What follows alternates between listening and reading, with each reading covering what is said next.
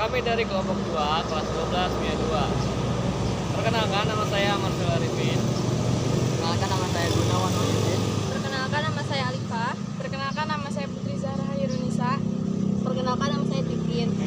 Di video kali ini kita akan menjelaskan tentang bangun ruang sisi datar. Selamat menonton. Siap.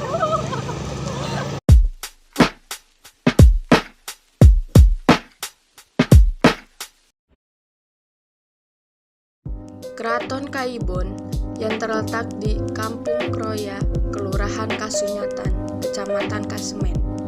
Keraton Kaibon menjadi salah satu bangunan cagar budaya Provinsi Banten yang menyimpan cerita kerajaan-kerajaan Banten lama. Dibangun pada tahun 1815, keraton ini menjadi keraton kedua di Banten setelah Keraton Surosoan. Keraton Kaibon dibangun sebagai tempat tinggal Ratu Aisyah. Hal ini dikarenakan Sultan Syaifuddin sebagai Sultan Banten ke-21 saat itu usianya masih 5 tahun.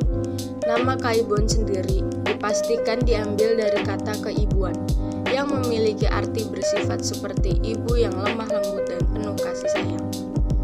Dibangun menghadap barat dan kanal di bagian depannya. Kanal ini berfungsi sebagai media transportasi untuk menjadi ke Keraton Surosoan yang letaknya berada di bagian utara.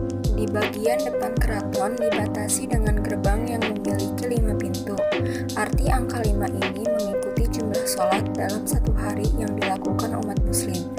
Gerbang yang bergaya Jawa dan Bali ini memiliki ketinggian 2 meter dengan bentuk candi sebagai motifnya. Gerbang ini disebut juga dengan sebutan gerbang bersayap.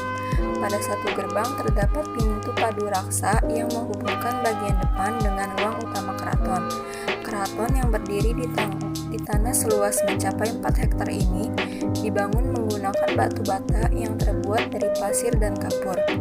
Walaupun telah hancur, beberapa reruntuhan di keraton ini masih terlihat pondasi dan pilar-pilar yang utuh. Tahun 1832, Keraton Kaibon dihancurkan oleh pihak Belanda yang dipimpin oleh Gubernur VOC saat itu, Jenderal Daendels. Kini, puing reruntuhan Keraton Kaibon meninggalkan cerita tentang kejayaan Banten lama.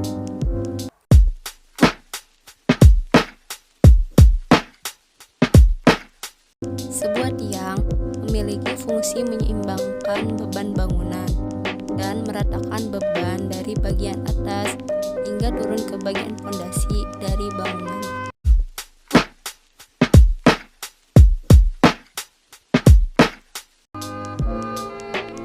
Volume ukuran tiang jika dimisalkan panjangnya itu 12 meter, tingginya itu 2 meter dan lebarnya itu 1,8 meter.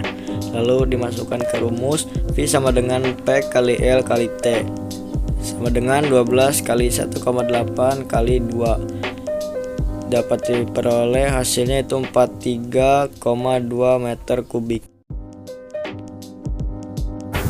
Untuk ukuran atap, panjangnya 6 meter, tingginya 2 meter, dan lebarnya 1 meter. Karena atap berbentuk seperti prisma segitiga, maka diketahui volumenya dengan rumus panjang dikali lebar dikali tinggi dibagi 2, yaitu 6 dikali 1 dikali 2 dibagi 2. Hasilnya volume pada atap yaitu 6 meter kubik.